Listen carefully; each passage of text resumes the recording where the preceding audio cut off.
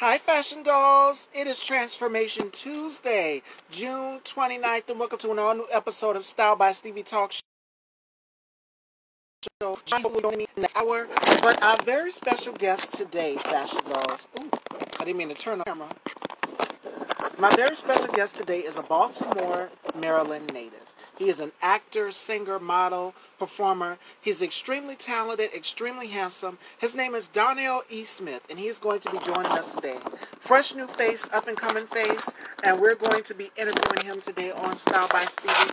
Also joining us today, because we really couldn't do the interview good yesterday because the weather was so bad and the connection kept going in and out, Manny Deonda from the group Pretty Ricky is going to tune in for that at 5 p.m. Hopefully everything runs smoothly today. So I just sent him the live, so I need him to come on in so that we can get this show started, ladies and gentlemen. I hope you guys are doing awesome.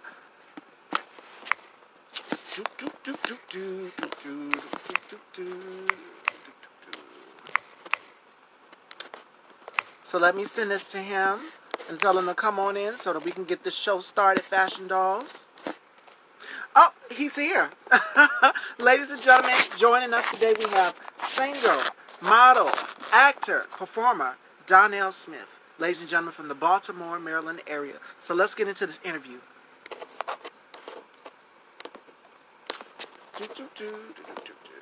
And hopefully it will let me save. Hopefully we don't have bad. Today should be a little bit better. I'm adjusting my camera right here. Oh, right. Here we go. Here we go. Well, welcome to Style by Stevie Talk Show. It's such a pleasure to meet you. Thank you. You too. Thank you for having me, first and foremost. You're so welcome. So let's get right into it, ladies and gentlemen. Joining us today, we have singer, actor, performer, model. He does so much. He's from the Baltimore, Maryland area. So tell us a little bit about how you got your start into acting, modeling, singing, doing all of these things and more. Did you grow up with this bug, knowing that you wanted to do it? Tell us a little bit about yourself. Well, it's funny because I used to say that it happened by accident because acting wasn't something that I was ever pursuing. Music now, that was like my pursuit. That was my lane. I was, writing. I was pursuing a career as a solo recording artist. And I moved to Atlanta to do that, to do the thing. I was out there on the scene, going to the clubs, meeting the Atlanta artists, all of the up-and-coming artists. And there was the scouting agency looking for all type of talent. And I, signed up. I saw that they were looking for singers, songwriters, that sort of thing. So I was like, okay, let's do that. And when I showed up for my audition, they wanted everyone to read a monologue. And at the time I was like, I don't know what a monologue is, but so I kept looking over this passage. And since I had a long time to wait, I decided, well, I'm gonna just memorize this so that I can focus on my song, get in there, sing, and do that thing. And went in there, did that monologue, and they asked if I was interested in acting. I said no. And they were like, well, you have something there. You should consider it. We have this workshop, monologue workshop. And I was like, no, you have something for songwriting? I'd be interested in that. And so this went on for like a good week or two. And finally I broke down. I was like, okay, I'll take the monologue workshop, but can you please let me know when there's a songwriting workshop? And they were like, yes. Took the workshop. I enjoyed it. Took a second workshop. And, not too long afterwards, I decided like, this is something this just feels good. I want to train. I want to learn what it means to be an actor, and the rest is history. Okay. So you begin networking, doing open mics, networking with other artists. I love it so much because when you're doing music artistry, it's a steep competition. Like everybody wants to be on top. So I commend you 100% for going out here, networking, doing the work, doing the research. Everybody wants to be a singer, but there's the songwriting process as well too. So we'll dive right into that. So what is the songwriting process like for you? And we'll get into your hit single as well, too, because I was listening to it before I was getting ready for the show. So for me, I mean, inspiration comes from everywhere, literally everywhere. But how it started for me is just, you know, listening to the artists that my parents listened to growing up. So like the house was mostly like jazz and gospel, but then you know, my mom's like, you know, she had the Whitney, the Anita Baker, the Mariah Carey. So like I kind of caught on to that, and so listening to artists and then, you know, falling in love with artists on my own volition, I started to kind of hear their vibe or hear their sound, if you will. And I would just write like, oh, I can hear this artist singing this or saying, you know, these words, or, you know, and I would look up instrumentals that were already, you know, of songs that were already published, that were already out, and just write to those instrumentals. Or most of the time, a lot of what I wrote just came, you know, the lyrics came first, then the melody, or the melody would come and then I would put the lyrics to that. And yeah, so it varies. It really just depends on, you know, what I'm feeling, what draws me in. And, you know, and then I realized like, it's just another part of storytelling. Okay, okay. Yeah. So tell us about this single, Feeling Like, because when I was listening to it, I was in the process of doing my hair and makeup, getting ready for the show, and I'm just like, wait, what now? What is going on right here? So where did the inspiration for this song come from? Really, honestly, so growing up, my parents, you know, as any couple would, you know, they had their ups and their downs. And I remember a point in my life when I said I didn't want to be married if it meant having to go through all of the ups and downs and that sort of thing. And then, you know, as I got older, I started to understand that that was their journey. It doesn't have to be my journey, and, you know, that sort of thing. But I've always been kind of this, a poet, of course, but this, you know, this hopeless romantic, the quintessential hopeless romantic. And so that, like, it came out of just all of that. Like, man, like what does love mean if you know, if I were to make a mistake, that now all of that is gone, is null and void. Like, and so that's when I started, you know, I sat down and, you know, it just started, like, just something clicked. And then I wrote the spoken word piece, and, you know, that was a moment in time that has really, honestly, it's become kind of, in my opinion, timeless, because this is the story that we all know, the story of love, the ups and downs of love. Speaking of love, what does love mean to you? Describe it in 3 different emotions. What does it mean? I know what love means for me. It means passion. I'm wearing the right color for it, red. Hey. So it means passion. More importantly, not just passion, but affection, that soul connection between both of us.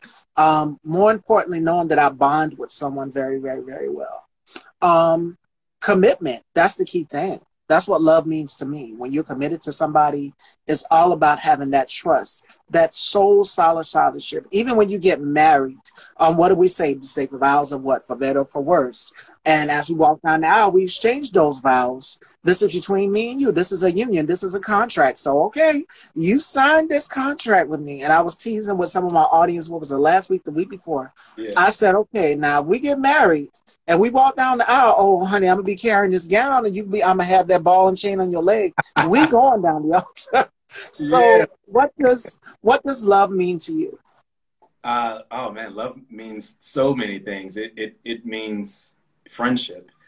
First and foremost, one of the things that I've always said is that, and what I've always admired about my parents, is that friendship was their foundation. And that has taught me that no matter what, build the friendship. Like, whoever I fall in love with, I should never lose the friendship. You know, something happens sometimes when we fall in love, or when we pursue love, and it becomes about the love itself. It becomes about being with this person, or being everything for this person, wanting the person to be everything for you. And then we lose the ability to be friends with them and just be able to communicate with them on a base level. And so for me, it's big on communication, openness, vulnerability. You know, love is not, you know, it's not always the fairy tale that we like to paint it to be. it takes a lot. It really takes a cracking open of self and showing like, no, this is me. Like I'm wearing this shirt now. I mean, well, shout out to Amber Johnson. It is the Cadot Light, but it says, I am who I am. It's like, look, I want to show you me. Like, I don't know what everybody else sees, but Oh, yeah. me. And more importantly, what you bring to the table. When I get in a relationship with a guy, when I get in a relationship with a man, I ask him, you know, what do you bring to the table? I know what I, as a woman, what I bring to the table. But what about you? What do you bring to the table? It should be both way around. So it's all about good, solid conversations. Like right now, great dialogue. That's what it means to me. So yeah. All right, so my next question for you is, I was doing a little bit of research. It says in 2011 that you relocated to New York and you hit the ground running. You took classes at HB Studio. What was that experience like for you taking those classes there? It was wild because actually what happened first is that I applied to the American Academy for the Dramatic Arts and I got in, but I didn't have the money for tuition. And I got in like at the last minute and didn't have the money for the tuition. And so I ended up not being able to go there to train there. And I was like, well, but I got in, like that has to mean something, you know? And so I made the decision. I was like, I'm still going to New York and I will figure it out. I will, you know, I'll see where else I can train, even if it's just a couple of classes at a time. And that's what I did. When I moved there, I got myself settled and I went to HB. I asked questions, you know, looked at all of the classes that they offered. And then, you know, I took a couple of classes and then just kind of went from there. But it was empowering because it let me know that, okay, even if this window is closed, it doesn't mean that there's not another window or back door or something that you can, you know. I try not to choose or let defeat be the winner in any of my decisions. And I think that's really how I've been able to survive New York, you know, the time that I've been there. It's such a fast-paced city. Like it's the city that they say, what is it, Atlanta or either New York is the city that never sleeps. People are always going on and going on and going on and going on. Someone in the comments, Reggie on the Move says, Donnell. Hey, so, brother. And you also took training with Anthony Abeson and your camera coach, Mel Mack. And the rest resumes on and look at you now. Yeah. So taking trainings from some of the greats, what was that like experience? Because it's always good to have mentors and coach and peers who are out here letting you know, like, okay, you do this. I have someone that is actually coaching and mentor me. Shout outs to my mentor, Miss Melody XOXO. Because I started off doing the talk show, doing, you know, celebrity commentary at the age of 16 years old. Wow. And I started off very, very young. I didn't have any idea what I was doing. So taking classes from some of the greats, what was that like for you? It was humbling, honestly, especially because coming to New York, I carried a bit of insecurity because I came into the game late. You know, I didn't go to college for it. I don't have an MFA. And so, you know, working with lots of people who had that type of training, that extensive training, especially from prestigious colleges and universities, it put me in the space of like, okay, can I really do this? You know, but once again, not choosing to let defeat win. I just learned. Whoever I worked with, I just learned. I watched how they studied, how they showed up. You know, when we were rehearsing, even when we were taking breaks, I'm like, okay, this person is not really talking to themselves. This person is like, just having conversations. But when they're on. And I'm like, okay, where do I fit in that? And, you know, that's how I found my way. And I mean, the folks that I've been able to work with, it's been unreal. Like I look back at a lot of those encounters and a lot of those opportunities, and I'm like, wow, like how did I get here? Like how was I, you know,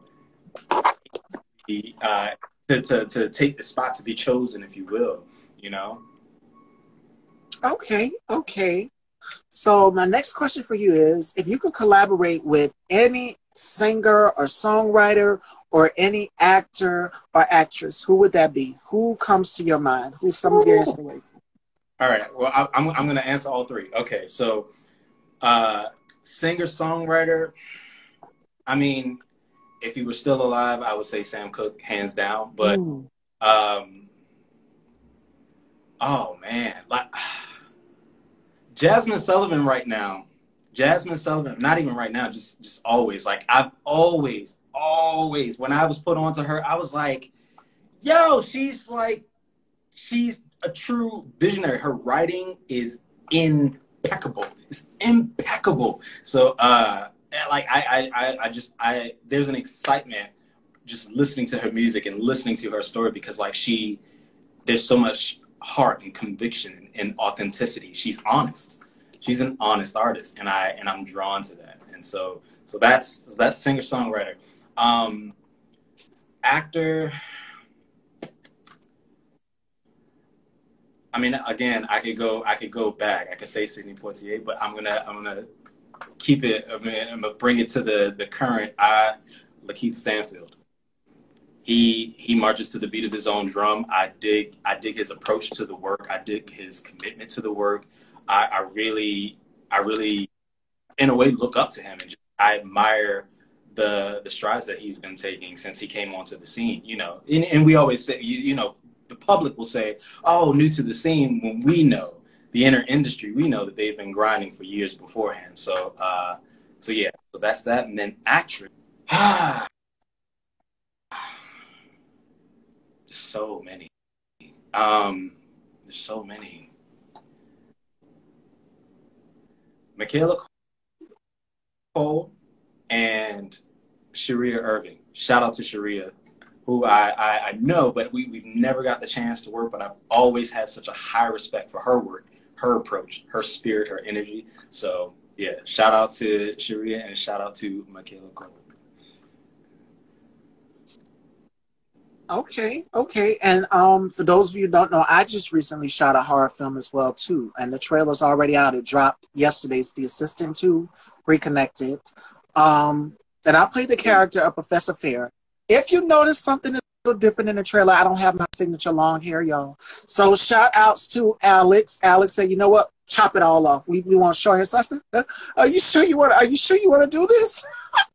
So I loved it. This character is a lot like my personality, and I'm pretty sure for you, you get characters that match up to your personality as well too. I'm a Scorpio, and I have a very fiery, sassy, no nonsense type of personality, but I'm sweet to the core. On the inside, I'm a teddy bear, but I come off as this type.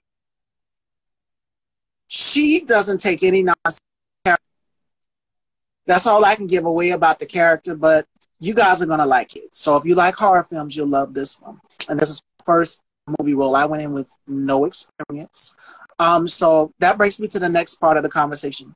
What advice would you give to actors and actresses out here who are taking acting classes, who, you know, want the experience of becoming an actor or an actress, and they want to be up there on the big screens with the Viola Davises, the Taraji P's, the Denzels, the Idris? What piece of advice would you give them? And what's some of the best advice that someone has given you? You look absolutely beautiful. Thank you, baby.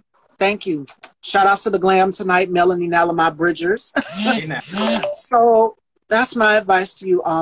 What advice would you give to some of the actors out here that are, you know, on the scene out here trying to get their feet wet into the entertainment industry? What piece of advice would you give them, and what's some of the advice that you've accepted along the way? Okay. Well, before I answer those questions, I want to celebrate the Scorpio energy. I too am a Scorpio. October 30th, so shout out to all the Scorpios. What? Mine is the day after. It's the 31st, which will be Sunday. Look at that. But to answer your question, honestly, starting with the advice that I've gotten, you know, I've gotten keep going, don't give up, say yes to everything, you know, but also be mindful of what you put your name on.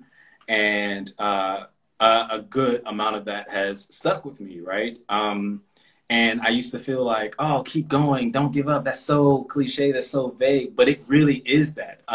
When I first started acting, the director of the program back in Atlanta, shout out to the company acting studio, Lucina Stoneburner, she said to us, she's like, if you don't have to do this, the industry doesn't need you. And I was like, whoa, okay, that's harsh. She's like, but it's true. And I've realized that you have to want this. You have to, like love, you have to be willing to go through hell and fire for Absolutely. what you're passionate about, because it's not always going to be easy. You know, we get on the social medias and we show the best of our lives, right? And it's like 5% of our full lives. And so my advice to anyone pursuing this craft, pursuing this lane, is to know yourself, be grounded in yourself, and be true to yourself, and walk in with something to offer. And that doesn't mean in the ways of like money or training, degrees, or that sort of thing, but your very personality, your uniqueness, you know, who you are is enough to show up and get the job done if you're willing to commit to it. So. Absolutely. And I'm going to give a couple shout outs to a few Black-owned businesses in here in the audience as well, too. Shout outs to my girl, Mel's Desserts, all the way from the UK. Her lollipops are delicious. And I'll tell you guys my favorite. My favorite would have to be the mango and vodka mix, the cotton candy, and watermelon. So make sure you guys please go and check her out. She's in the UK and she ships to the USA. So make sure you guys go and check her out. Also, G Smalls, check out his book, Black Enough, Man Enough, which is out right now. And go and check out his restaurant if you're ever in the ATL as well, too. So please go and support all of these Black-owned businesses. Shout outs to our sponsors. Hair and makeup provided by Exclusive Beauty. So make sure you guys please go and check them out. Black-owned if you're in the South Carolina. You can shop online as well. So definitely go and check that out. So we're going to do something called the Rapid Five with Donnell. And what are 5 things that you can't live without? Music. Food. Food is too general. French fries.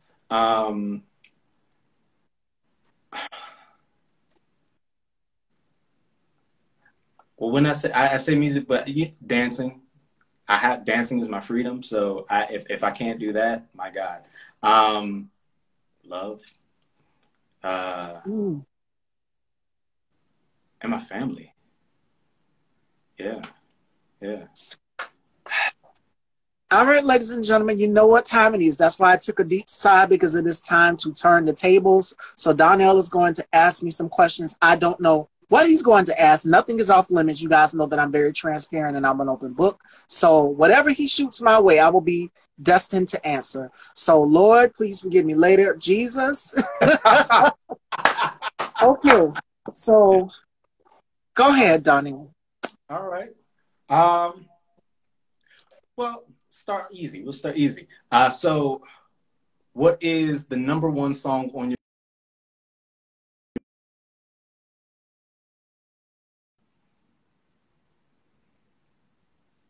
The #1 song, what now? I couldn't hear you. Went out for a second. What is the #1 song on your playlist, and why is it #1 to you? Everyone knows this because I got asked this question the last time. It will be Whitney Houston, I'm Every Woman, because I am every woman. I do it all. I produce this show. I have to make sure that behind the scenes, everything is taken care of. I have to make sure that my mom is taken care of. My sister passed in August of 2018. So, continuing the legacy on for her. I wear so many hats. So I would have to say I'm Every Woman by Whitney Houston. Hey now. Okay. All right. Okay, let's see. Is there a place in the world that you have not been that you, if you had all the means, where would be that one place, that nation? I would have to say Paris. You guys know I'm a fashion girl, so I can see myself sitting front row at Fashion Week next to Laverne Cox and Beyonce and Janet Jackson, whoever else is there. So I would have to say Paris. Cool. Shout out to Paris. All right. If not this lane, if not this profession, the hats that you are currently wearing, what could you see yourself? How else could you see yourself sustaining? I would just be doing hair. because I also have my license as well too. If I, if I could give it all up, I would just be content with doing hair. But I love people too much. I can't stay away from the people. I'm an extrovert. I love to be out. You know what I'm saying? I like to be out and mixing and mingling with people, sort of like a social butterfly. And I've been like that since I was 8 years old. I love to talk to people. So if I could give it all up, I would definitely stick to doing hair. Yeah. Beautiful, beautiful. Okay. If you could bring back, I don't even, well, who you would identify, but if you could bring back two icons and have a conversation, to have conversations with, who would they be and why? I would have to say Maya Angelou and Diane Carroll. I love her elegance, the way she exudes herself. Watching her on Dynasty, and you guys can see a little bit of the fashion influences from Diane Carroll in the show. So powerful. And I remember watching her on Oprah's, Masterclass, where she was just talking about her experience growing up and getting into the industry. So I knew you thought I was going to say probably Whitney or either, my favorite was Left Eye from TLC. I love her, just her creative vision, her thinking, her outlook. She was so misunderstood, but just had an outlook and a passion to speak out on things that mattered. And if she was still here, she probably would. But I would have to say Maya Angelou and Diane Carroll. And you asked me to give the reason why I chose Maya Angelou. I chose Maya Angelou because of her wisdom. I chose her because she was big on speaking out, because I'm big on speaking out about civil rights, activism, and so many things that are going on in this country, injustice. So for everything, she had a word for it. So I would have to say Maya Angelou and Diane Carroll. Mm-hmm. Beautiful. That's all I have right now. I mean, I can't think of one like right off the dome, but thank you. Y'all love it. The audience loves it. Thank you, Vaughn. And Miss Harris, she says that those are some great choices. Yes. I can go on and on. Toni Morrison. Who else? Audre Lorde. Aretha Franklin. The list goes on and on of women that I would love to bring back and have conversations with. It's so many. Absolutely. Selena. I know you guys wouldn't expect that answer, but I have to say Selena. She was the queen of Tejano music, and she was such a big fashion influence. If you love fashion, she had an impact on the culture, the next generation. So I would have to say Selena. I dig that. Absolutely. I could definitely. I can see Selena. Yeah. Oh, man. All right, ladies and gentlemen, do we have any questions for Donnell or myself from the audience? We could take some questions, but also my co-host Johnny will be joining us, and we have from the Mega Multi-Platinum Group, Pretty Ricky, Manny Deonda is going to be with us around 5 p.m., so make sure you guys tune in for that.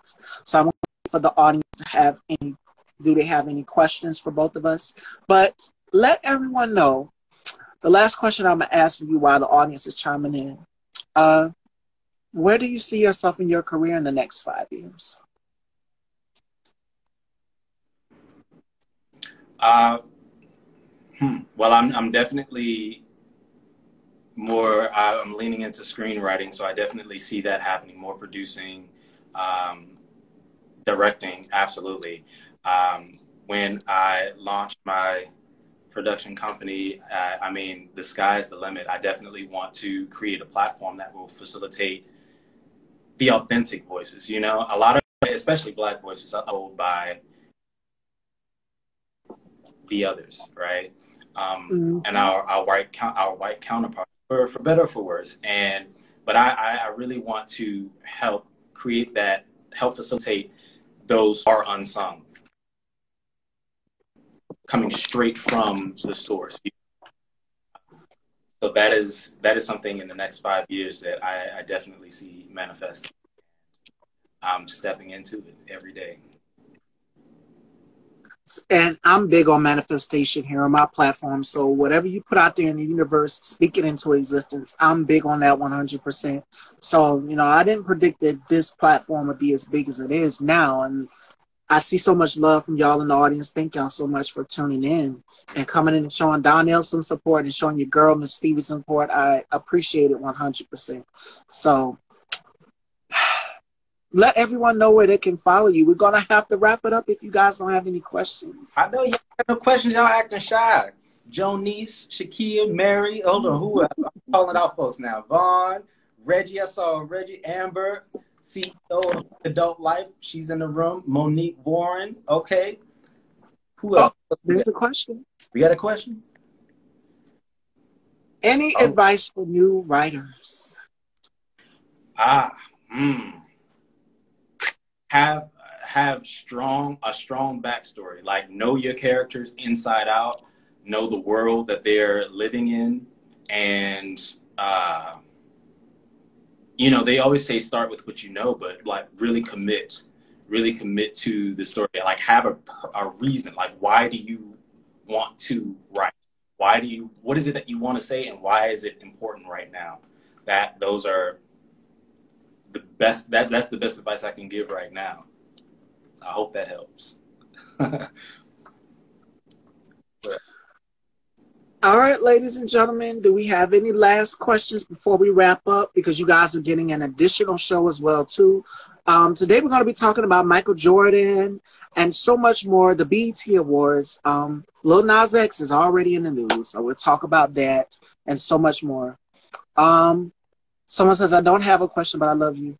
And what drives you to continue to push yourself? My parents.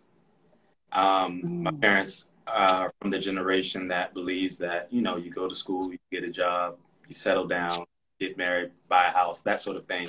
And I was never that kid. I was the anomaly in my family. And so all that I do is to show them that there's another way, and that whatever your dreams, whatever your hopes, whatever your desires for in life are, they can happen, they can come true. And I am that. So, yeah.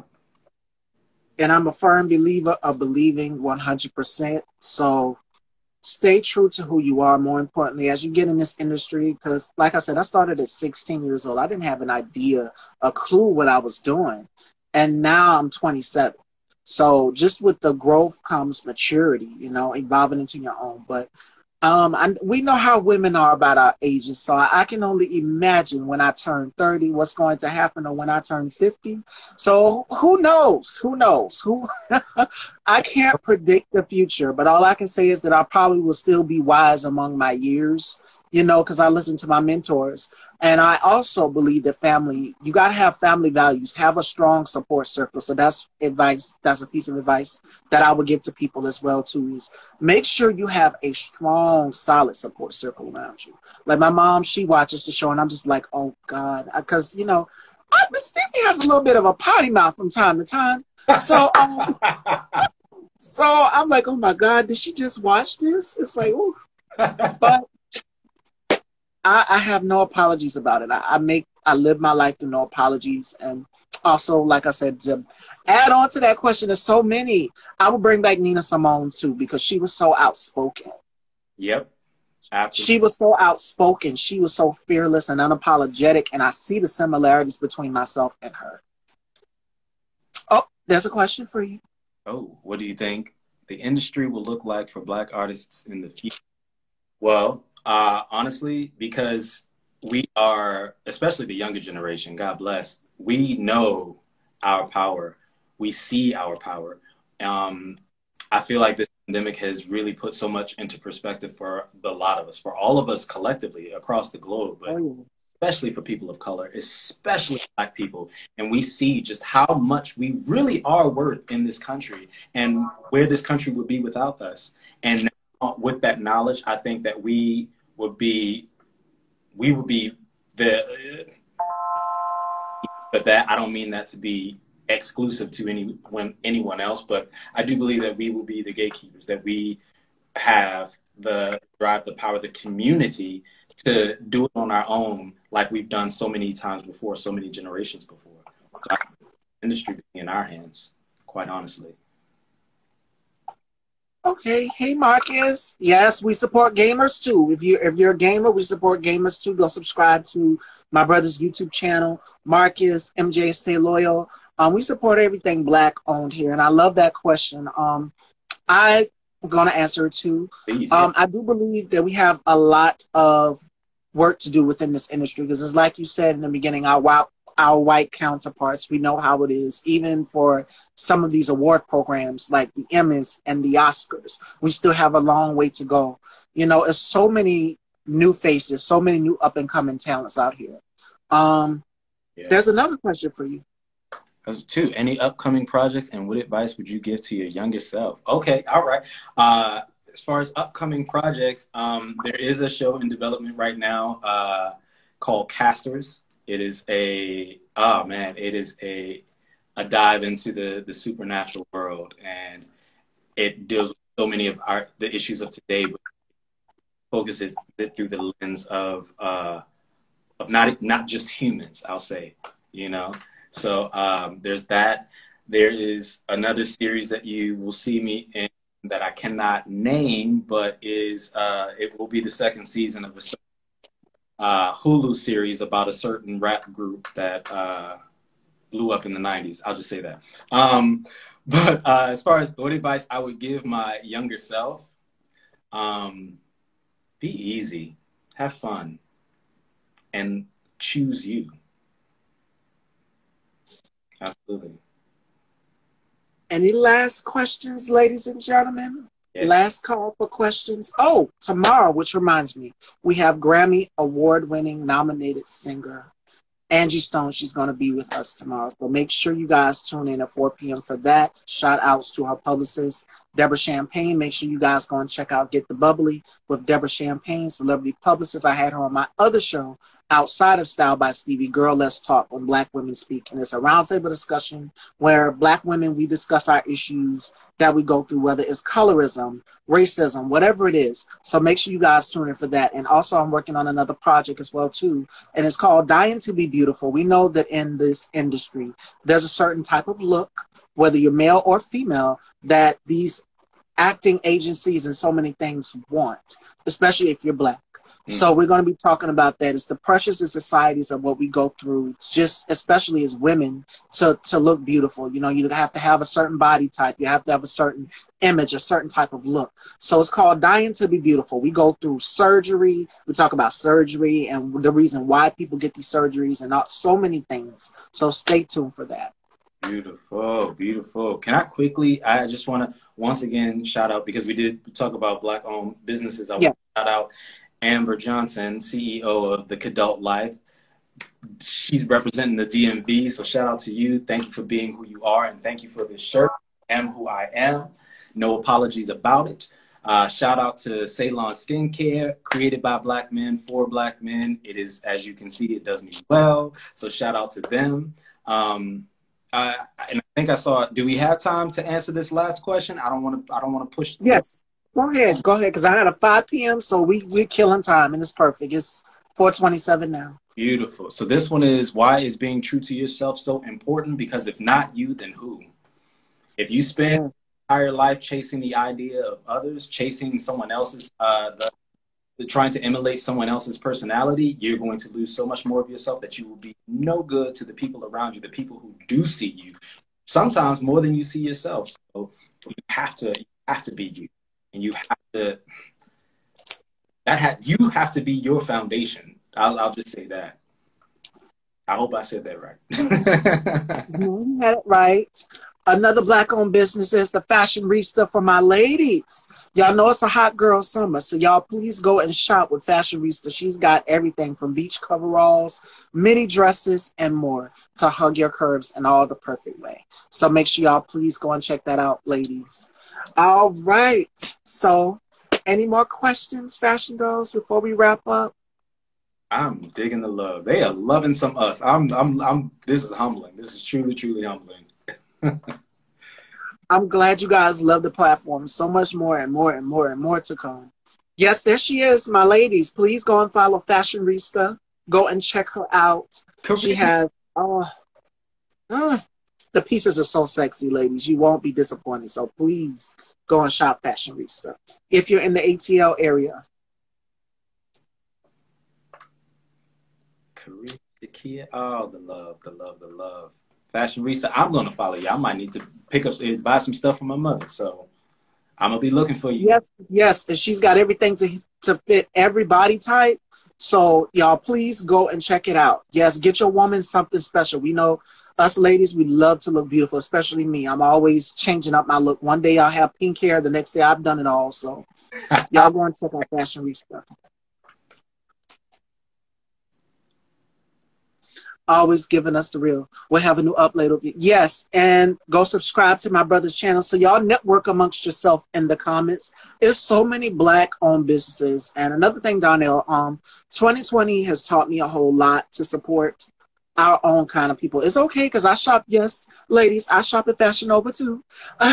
But it's taught me a whole lot that there's so many Black-owned businesses and brands out here that we can be supporting. We can be supporting our own kind of people out here. It's okay to shop from these other brands like the Walmarts, the Targets of the world, but you know, there's nothing better than your own kind of people having your own kind of brand created just for you. So please go and support it. That's the best advice that I would give to everybody. Support Black-owned. Yes, yes. Please and thank you. 100%. Fashionista said already started. And you got another question. Oh, I feel like this is a piggyback on what you just said, Stevie. What did you learn about yourself during the pandemic? I learned that this might sound cliche, but it means so much to me in ways that I never realized before, that I am enough, that I can be without explanation and be content with that I can always choose joy, you know?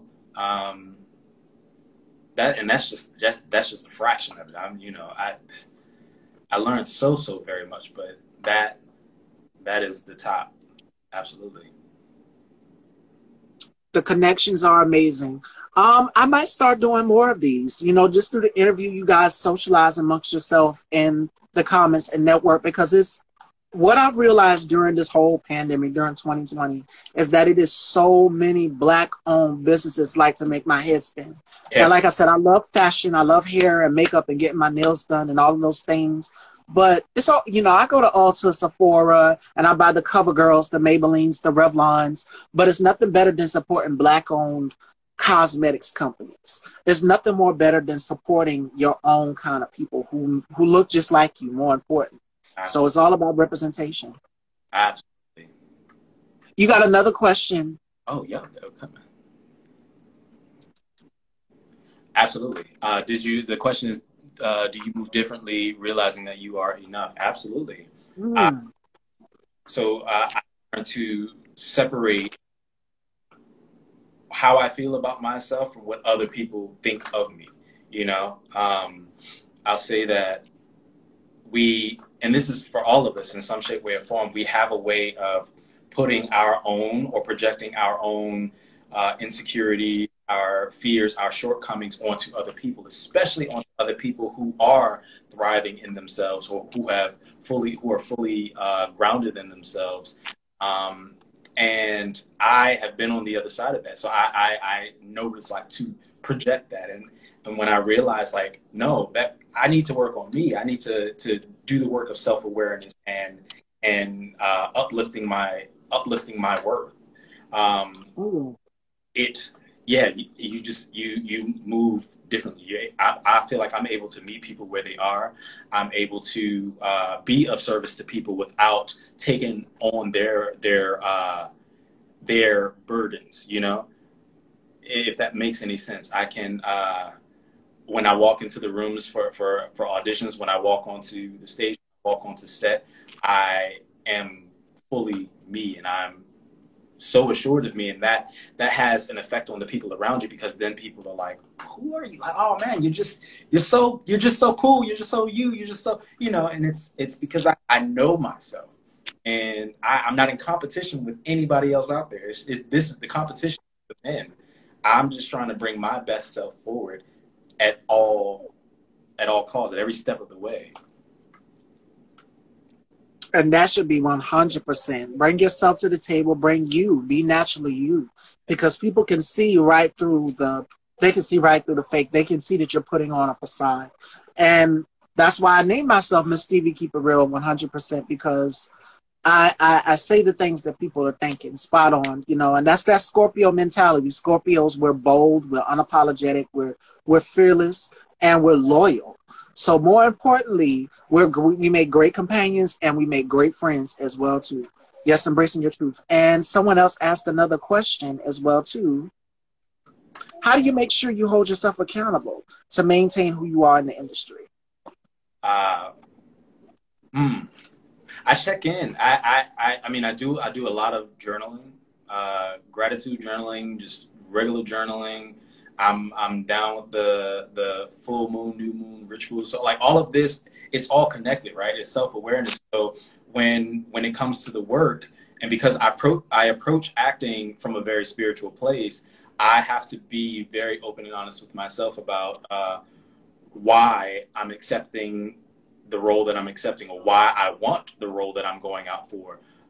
When I say yes to a project, it's with the understanding that there's a journey, that there is a commitment attached to it, and like with friendships, like with relationships, I don't just walk into anything blind or haphazardly just for the sake of an opportunity. Like and I'm very serious about it. If something doesn't speak to me, I won't take it. And you know, and that's just what it is. My agent might have something to say, but you know, at the end of the day, that she knows what I bring to the table, and she knows that when I say yes to something, I'm going to give you 1,000% and more. Okay. Yes, embracing your truth, it inspires others to do so 100%. And I'm a firm believer of just staying true to who you are. More importantly, just engaging with people and having those soul connections. Once you learn yourself, I always believe in self-reflection. Yeah. So it's always good to go back and just sit back and have conversations like, okay, did I mean this? Did I do this wrong? And I love that word that state of emotion asked, and that is accountability. Yeah. Do we sometimes hold ourselves accountable? Because sometimes we've hurt people. I'm not perfect. And I've done things in my past I'm not proud of. But the thing is, do you hold yourself accountable for these things? You've hurt someone. And that's why it goes back to all the way of having a good support circle around you. So shout out to my girl, Fashionista. I know she will sometimes message me, or I could go down the list of my girlfriends, 3 times the T. It's so many. My girlfriend, Felicia, they'll message me and they'll be like, girl, you know what you did was wrong, right? Or sis, you know what you did was wrong. So it's always good to have someone kind of nudge you on the shoulder and be like, okay, I don't know what you got going on, but talk to me here. It pays off to have these type of conversations with people. Like right now, great dialogue. So more importantly, holding yourself accountable so that you won't do it again. Because we can't keep doing the same thing over and over. That repetitive pattern is called insanity. It's so true. It's so true. No one is without flaw, right? You know, we are all subject to human error. And while that's not an excuse to keep doing wrong, it's with the understanding that we can see each other and understand that, okay, you made a mistake and I'm holding you accountable. It doesn't mean I'm canceling you out, shutting you down, shutting you out. It means, look, you need to understand what you did. You need to understand the impact that it has had on others. And you need to you need to know that you have to atone for it, you know, and that you have to do better. And I agree with you, Stevie. When the people that I have in my life, I mean, that is a wealth that cannot be matched. You know, every single person I can honestly say in my life at present moment is in my life for a purpose, a reason, and they feed me, they empower me, they inspire me, they hold me accountable, you know, they keep me motivated, and I'm just so grateful for that. It makes me the best person that I can be. And even when I do stumble, having the support system to say, okay, you messed up, you did this, but get up. Brush yourself off and keep going because you can do better, you know? And I appreciate that. I appreciate having that circle, that community. You got another question as well. Where do you find inspiration for your writing? How do you handle writer's block? So I personally, I don't believe in writer's block, and I'll tell you why.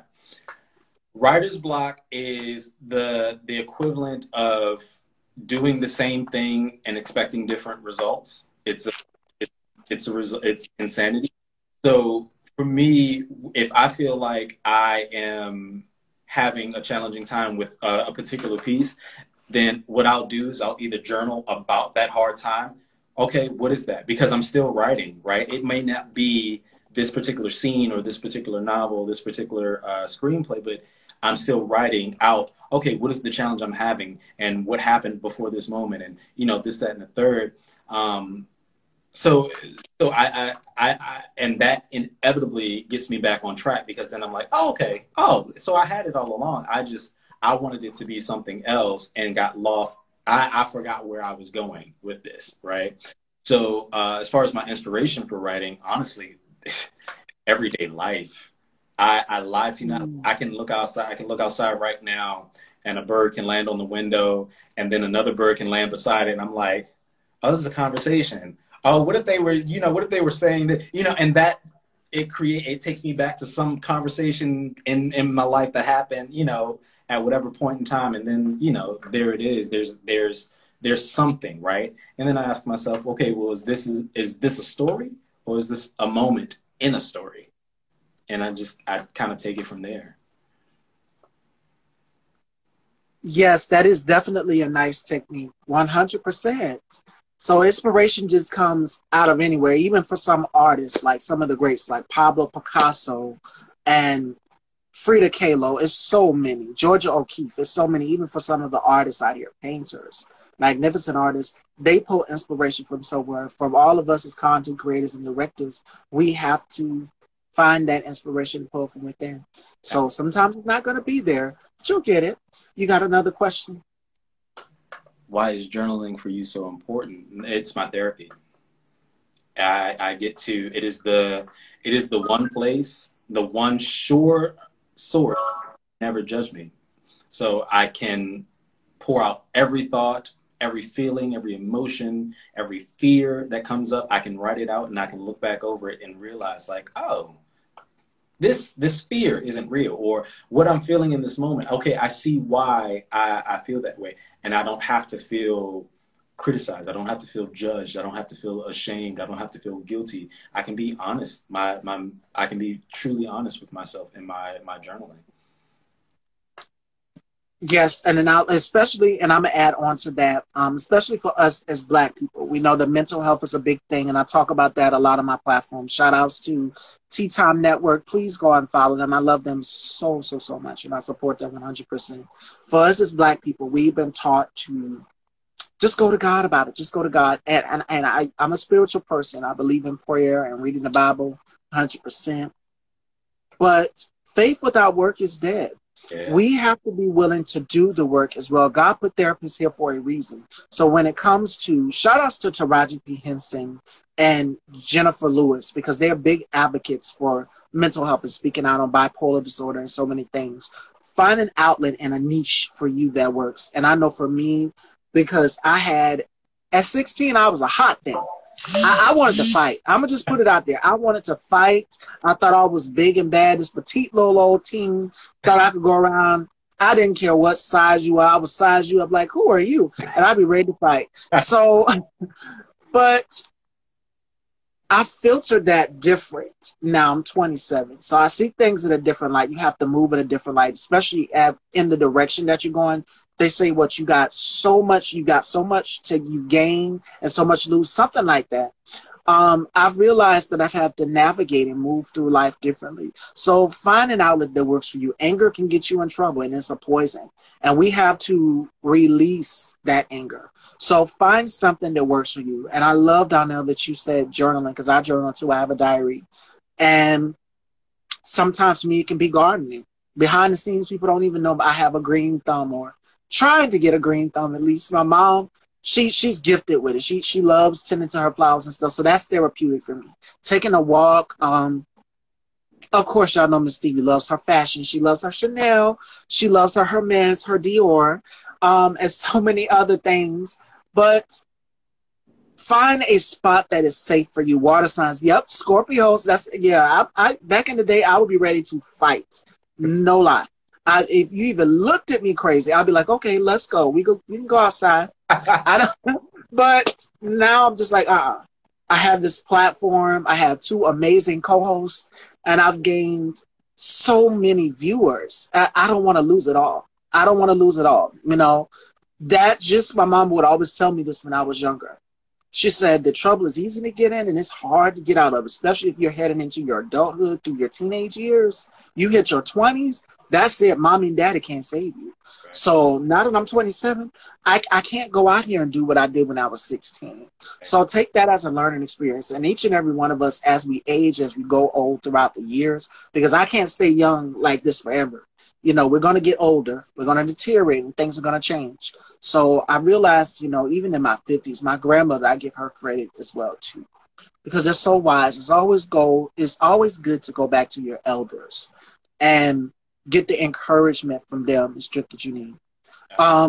Another question, but channel that anger somewhere else. Yeah, amen.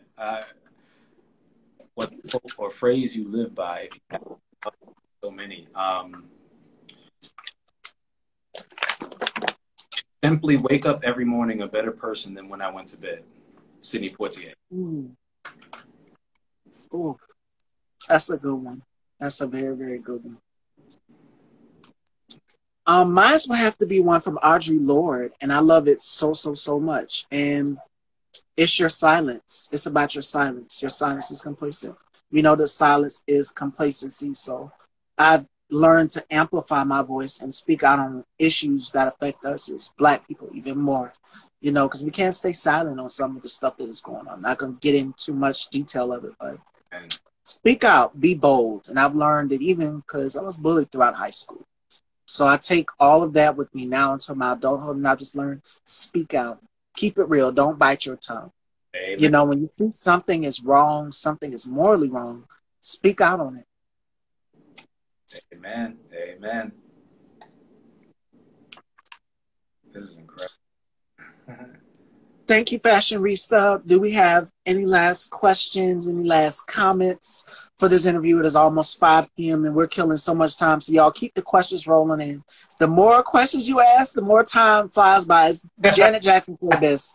Funny how time flies when you're having fun. So right.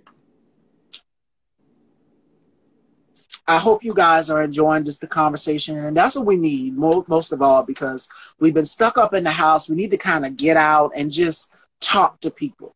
It's okay to get out the house a little bit, but make sure you're being safe, of course. But it's always good to go and just sit down and have a conversation with someone. See where their mind is at. You might not agree with them, you know, but it's okay to disagree respectfully. You got another question, Donnell?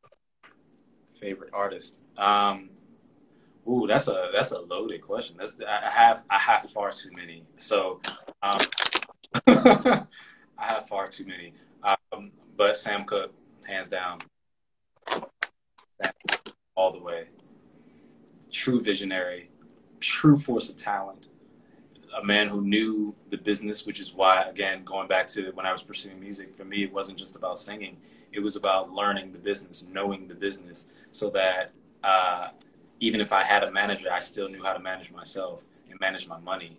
So, yeah. What about you, Miss Stevie? Favorite artist? Well, we already talked about it. You said Whitney Houston. Yeah, y'all know it's Whitney Houston. Y'all know it's Whitney, hands down, the greatest voice of all time. That woman had such a range on her. Like, I've seen her perform with no music, and she'll pass the microphone to somebody, and somebody will sing her line, and she'll jump right in from time to time. So I've seen her do that. So that woman, is something about her voice. How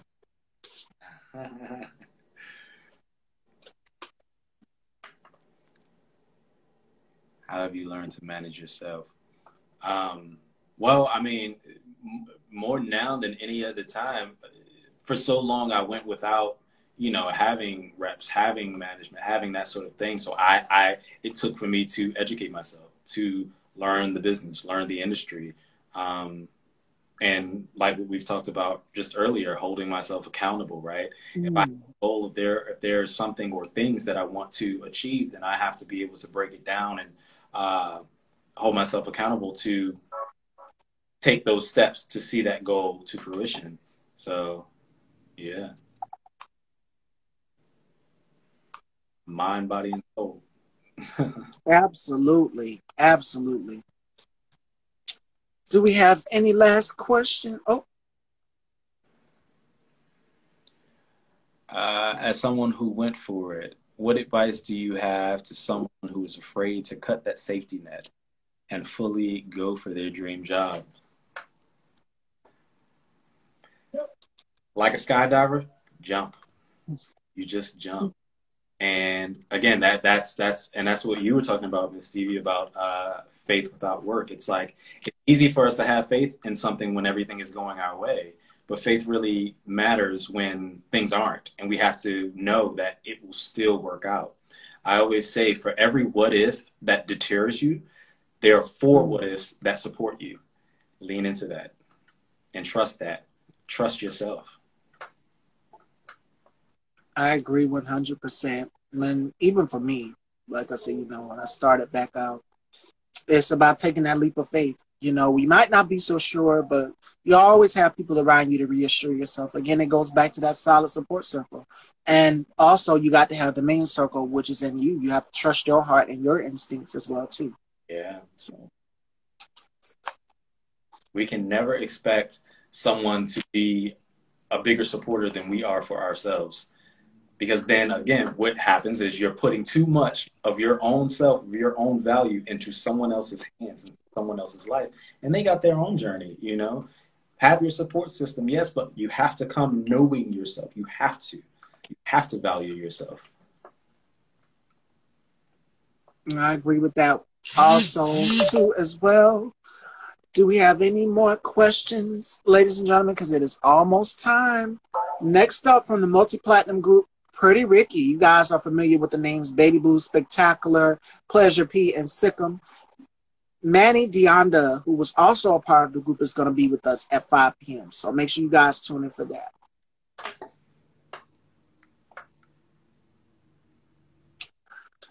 Hi, Michelle.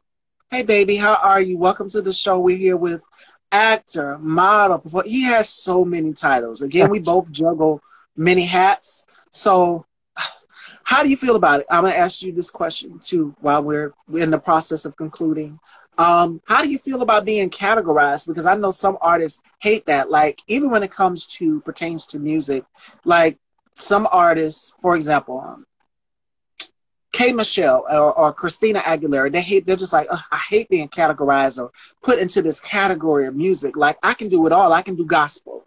I can do R&B. I can do pop. I can do so many different things. How do you feel about being categorized in the musical category?